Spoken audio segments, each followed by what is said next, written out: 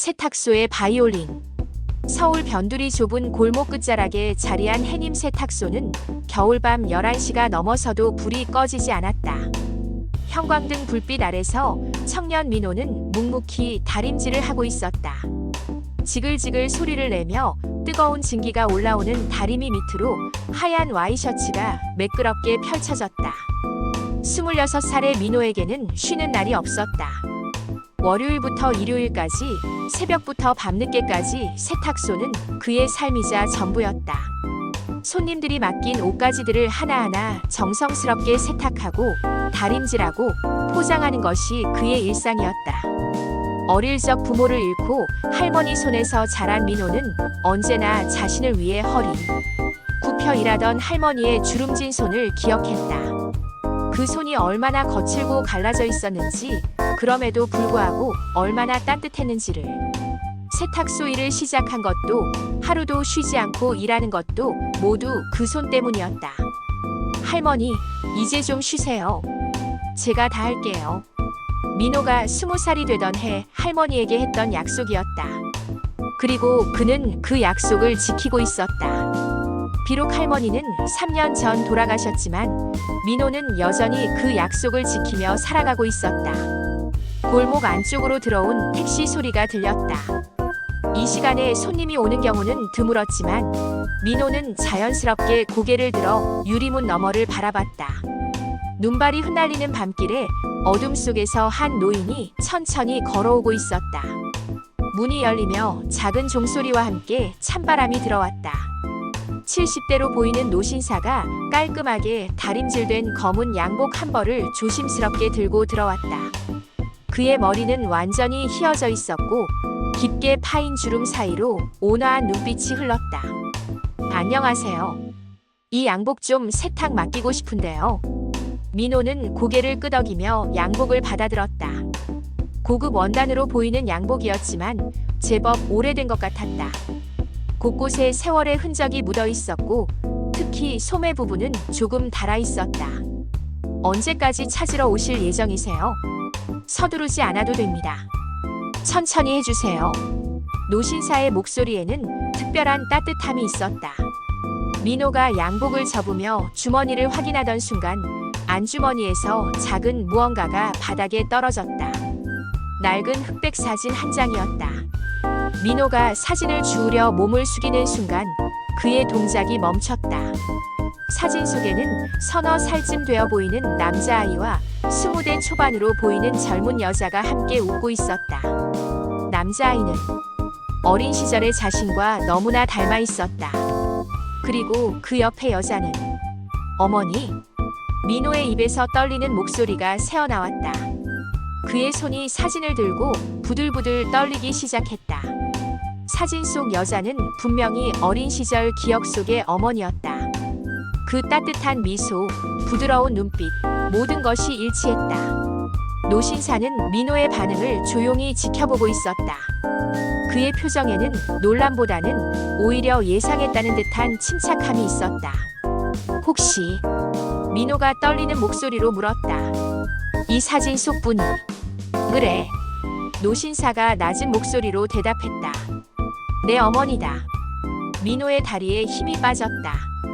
그는 의자에 주저앉아 사진을 두 손으로 꽉 쥐었다. 어머니의 얼굴을 본 것이 언제였던가. 부모님이 돌아가신 후 할머니는 그들의 사진을 모두 치워버렸다.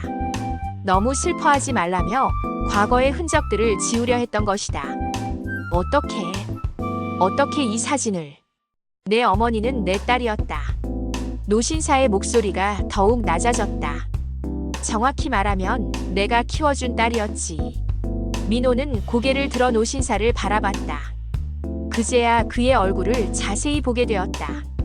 어딘가 친숙한 느낌이 드는 눈매, 어머니와 비슷한 코끝의 형태. 외할아버지? 그렇다. 노신사가 고개를 끄덕였다. 나는 김영수다. 내 외할아버지. 민호의 세상이 뒤바뀌는 순간이었다. 그는 줄곧 자신에게는 할머니만 있다고 생각하며 살아왔다. 다른 가족은 모두 세상을 떠났거나 존재하지 않는다고 여겨왔던 것이다. 왜 이제야? 민호의 눈에 눈물이 고이기 시작했다. 김영수 노인은 천천히 의자 하나를 당겨 민호 앞에 앉았다. 그의 눈에도 이슬이 맺혀 있었다. 내 어머니 미영이가 너를 낳고 얼마 후에 병에 걸렸다. 그때 내 아버지도 사고로. 그는 잠시 말을 멈췄다. 미영이는 마지막에 나에게 부탁했다. 내가 충분히 자랄 때까지는 나타나지 말라고, 대신 할머니께서 잘 키워주실 것이라고. 그럼 할머니께서도 알고 계셨나요? 그럼. 우리는 멀리서나마 항상 너를 지켜보고 있었다. 할머니가 돌아가시기 전에 마지막으로 만났을 때 이제 내가 혼자서도 잘 살아갈 수 있을 것 같다고 하시더구나. 민호는 할머니가 돌아가시기 며칠 전의 일을 떠올렸다. 평소보다 더 자주 그를 끌어안았고, 민호야, 넌 혼자가 아니야 라는 말을 반복했던 것을. 김영수는 양복 대신 품 안에서 작은 봉투를 꺼내 민호에게 내밀었다. 이건 내 어머니가 남긴 것이다. 언젠가 내가 충분히 성숙했을 때 전해주라고 했지. 민호는 떨리는 손으로 봉투를 받았다. 낡은 편지 봉투 겉면에는 사랑하는 민호에게라고 어머니의 손글씨로 적혀 있었다. 봉투 안에는 편지 한 장과 오래된 작은 열쇠가 들어 있었다. 민호는 편지를 조심스럽게 펼쳤다. 어머니의 글씨체는 부드러우면서도 또렷했다. 사랑하는 민호에게, 내가 이 편지를 읽고 있다면 나는 더 이상 내 곁에 없겠지. 미안하다 아들아. 엄마가 더 오래 살지 못해서, 내가 자라는 모습을 다 보지 못해서. 하지만 넌 절대 혼자가 아니야. 할머니가 계시고 외할아버지도 계신다. 그리고 무엇보다 내 안에는 엄마 아빠의 사랑이 고스란히 들어있어. 세탁소 뒤편 작은 창고를 기억하니? 내가 어렸을 때 숨바꼭질하며 놀던 그곳. 이 열쇠로 그 문을 열어봐. 엄마가 너를 위해 준비해둔 것들이 있단다. 세상이 널 외면해도 음악과 사랑은 널 버리지 않는다는 걸 기억해. 내 아버지는 바이올리니스트였고 나는 피아니스트였어. 우리의 음악이 내 안에도 흐르고 있을 거야. 항상 사랑한다, 민호야. 엄마가. 편지를 다 읽은 민호의 얼굴은 눈물로 범벅이 되어 있었다. 김영수 노인도 함께 울고 있었다. 창고. 민호가 중얼거렸다. 아, 그 작은 창고. 그는 어린 시절을 떠올렸다. 세탁소 뒤편에는 정말로 작은 창고가 하나 있었다. 할머니는 거기에 오래된 물건들을 보관한다고 했고, 민호도 어렸을 때 가끔 그곳에서 놀았던 기억이 있었다. 하지만 언젠가부터 자물쇠가 채워져 있었고, 할머니는 위험한 물건들이 있으니 들어가면 안 된다고 했었다.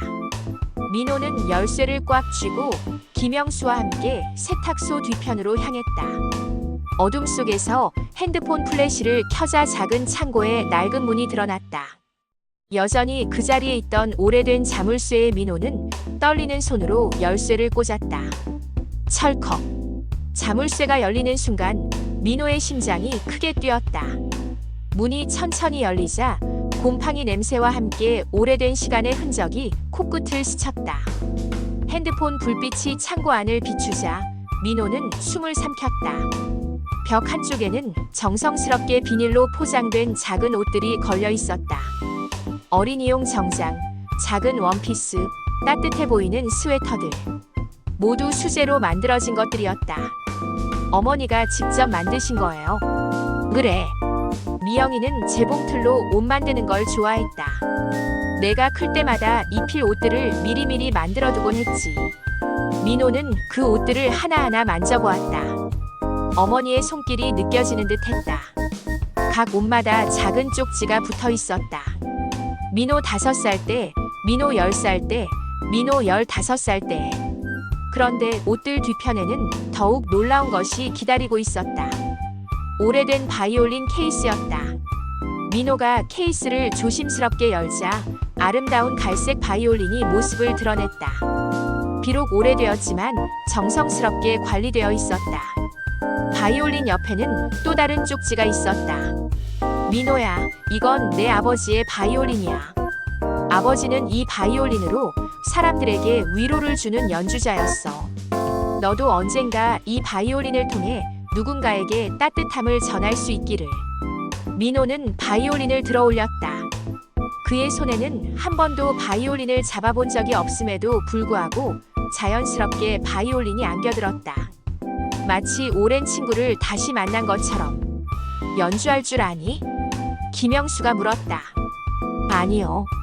전혀 모르는데. 하지만 민호는 이상한 충동을 느꼈다. 바이올린 현을 손가락으로 가볍게 튕겨보았다. 맑고 청명한 소리가 창고 안에 울려 퍼졌다. 그는 활을 들어 현에 대고 천천히 긋기 시작했다. 처음에는 어색하고 거친 소리가 났지만 점점 소리가 부드러워졌다. 마치 바이올린이 그의 마음을 읽고 있는 것처럼. 민호도 모르게 눈을 감았다. 그러자 머릿속에 어렴풋한 기억 하나가 떠올랐다. 아주 어렸을 때 누군가가 바이올린을 연주해주던 기억. 따뜻한 품에 안겨 아름다운 선율을 들었던 기억. 그것은 아버지였을 것이다. 민호의 손이 저절로 움직이기 시작했다. 기법은 서투르고 음정도 정확하지 않았지만 그 안에는 진심이 담겨 있었다.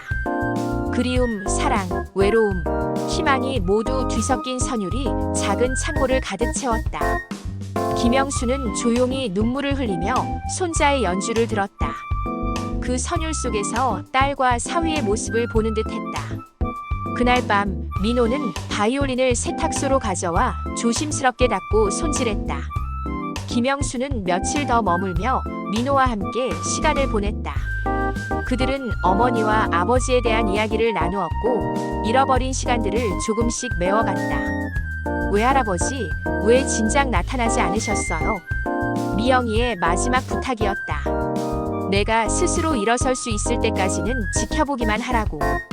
그리고 김영수가 잠시 망설였다. 나도 너무 슬펐다. 딸을 잃은 슬픔 때문에 제대로 할아버지 역할을 할 자신이 없었어. 민호는 외할아버지의 손을 잡았다. 그 손도 할머니의 손처럼 거칠고 주름져 있었지만 따뜻했다. 이제라도 함께 할 수 있어서 다행이에요. 며칠 후 김영수는 고향으로 돌아갔다. 하지만 그들은 매주 전화를 하기로 약속했다. 그리고 민호에게는 새로운 일상이 시작되었다. 낮에는 여전히 세탁소 일을 했지만 밤에는 바이올린을 연주했다.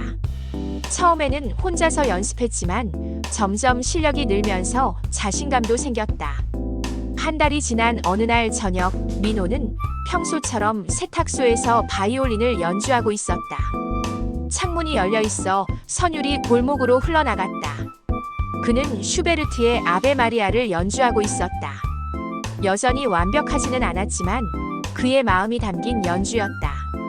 연주가 끝났을 때 박수 소리가 들렸다. 민호가 창밖을 보니 골목에 몇 명의 사람들이 서 있었다. 근처 상인들과 지나가던 행인들이었다. 야, 정말 잘하네. 옆 분식집 아저씨가 소리쳤다. 언제부터 바이올린을 했어? 민호는 부끄러워하며 창문 쪽으로 다가갔다. 얼마 전부터 시작했어요. 매일 들리던데 정말 좋더라. 우리 가게 손님들도 다들 누가 연주하는지 궁금해하던걸. 그날부터 민호의 연주를 듣기 위해 사람들이 하나둘씩 모여들기 시작했다. 처음에는 한두 명이었지만 점점 더 많은 사람들이 찾아왔다. 어느 날 저녁 민호가 연주를 하고 있을 때 한 중년 여성이 세탁소 앞에서 눈물을 흘리고 있는 것을 발견했다. 그는 연주를 멈추고 밖으로 나갔다. 괜찮으세요? 여성은 고개를 들었다. 그녀의 눈은 빨갛게 부어 있었다. 죄송해요. 연주 듣다가 그만. 제 아들이 생각나서요. 아들이요? 네. 작년에 사고로 세상을 떠났어요. 생전에 바이올린을 정말 좋아했거든요. 방금 들은 곡이 아들이 즐겨 듣던 곡이에요. 민호의 마음이 아팠다. 그는 바이올린을 다시 들고 그 여성을 위해 천천히 연주를 시작했다. 이번에는 더욱 부드럽고 따뜻하게. 여성은 벤치에 앉아 조용히 눈물을 흘리며 연주를 들었다. 연주가 끝났을 때 그녀는 처음으로 미소를 지었다. 정말 고마워요. 오랜만에 마음이 편해지는 것 같아요. 그날 밤 민호는 깨달았다. 음악이 가진 치유의 힘을. 그리고 자신이 할 수 있는 일이 단순히 옷을 깨끗하게 하는 것만이 아니라는 것을. 소문은 빠르게 퍼졌다. 동네 사람들뿐만 아니라 멀리서부터 민호의 연주를 들으러 오는 사람들이 생겼다. 특히 힘든 시간을 보내고 있는 사람들이 많이 찾아왔다. 이혼을 앞둔 부부, 시험에 떨어진 학생, 실직한 가장, 사랑하는 사람을 떠나보낸 사람들. 민호의 바이올린 소리는 그들 모두에게 작은 위로가 되었다. 민호는 정식으로 해님 세탁소 콘서트라는 이름을 붙이고 매주 토요일 저녁에 정기 연주회를 열기 시작했다. 세탁소 앞 작은 공간이 임시 공연장이 되었고 사람들은 의자나 돗자리를 가져와 앉아서 연주를 들었다. 첫 번째 정기 연주회 날 김영수 외할아버지도 서울로 올라왔다. 그는 손자의 연주를 들으며 딸과 사위가 꿈꿨던 모습을 보는 듯했다. 미영아, 우리 민호가 정말 훌륭하게 자랐구나. 그는 마음속으로 중얼거렸다. 민호의 연주 실력은 나날이 늘었다. 그는 인근 음악학원에서 정식으로 바이올린 레슨을 받기 시작했고 독학으로 음악 이론도 공부했다. 하지만 가장 중요한 것은 그의 마음에서 우러나오는 진정성이었다. 어느 날 한 음대 교수가 민호의 연주를 듣고 놀라움을 금치 못했다. 정식으로 음악을 전공하지 않았다고요? 정말 믿기지 않네요. 이렇게 감정이 풍부한 연주는 오랜 경험 없이는 불가능한데. 하지만 민호는 음악으로 돈을 벌 생각은 없었다. 그에게 음악은 사람들과 마음을 나누는 수단이었고 부모님이 남겨준 사랑을 전하는 방법이었다. 세탁소는 여전히 그의 본업이었다. 낮에는 손님들의 옷을 정성스럽게 세탁하고 저녁에는 그들의 마음을 따뜻하게 해주는 연주를 들려주었다. 1년이 지났다. 어느 날 민호에게 특별한 손님이 찾아왔다. 30대 초반으로 보이는 여성이 작은 아이의 손을 잡고 세탁소에 들어왔다. 안녕하세요. 혹시 매주 토요일에 연주하시는 분이세요? 네, 맞습니다. 저는 수지예요. 이 아이는 제 딸 예은이고요. 저희가 이 동네로 이사 온 지 한 달 정도 됐는데 예은이가 매주 토요일을 손꼽아 기다려요. 5살 정도 되어 보이는 예은이는 수줍게 민호를 올려다보았다. 아저씨가 바이올린 연주하는 걸 정말 좋아해요. 수지가 말했다. 예은이 아빠가 음악을 좋아했거든요. 작년에 세상을 떠났는데. 민호는 고개를 끄덕였다. 그는 이런 이야기들을 많이 들어왔다. 혹시 예은이에게 바이올린을 가르쳐 주실 수 있을까요? 돈은 충분히 드릴게요. 민호는 예은이를 내려다보았다. 아이의 눈에는 음악에 대한 순수한 호기심이 담겨 있었다. 돈은 받을 수 없어요. 대신 정말 배우고 싶다면 기꺼이 가르쳐 드릴게요.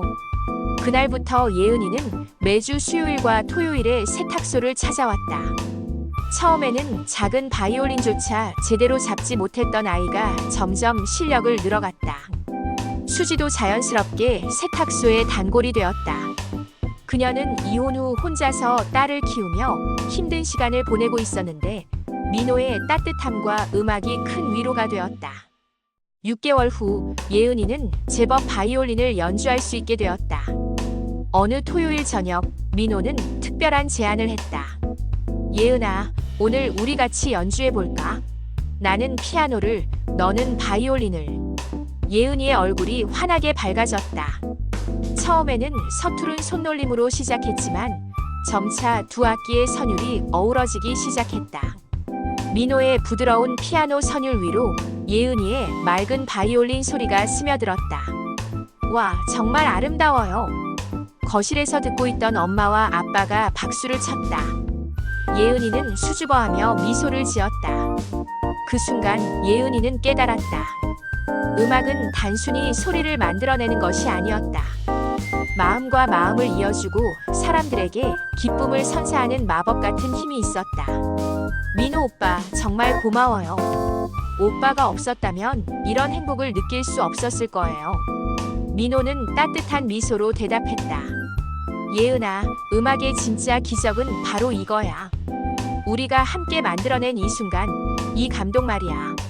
그날 밤 예은이는 창문 너머 별빛을 바라보며 생각했다. 음악이 자신에게 가져다 준 것은 단순한 취미가 아니었다. 새로운 꿈, 새로운 희망, 그리고 가족과 더욱 깊어진 유대감이었다. 앞으로 어떤 어려움이 와도 음악이 함께 있는 한 예은이는 두렵지 않을 것 같았다. 음악이 만든 진짜 기적은 바로 이런 것이었다.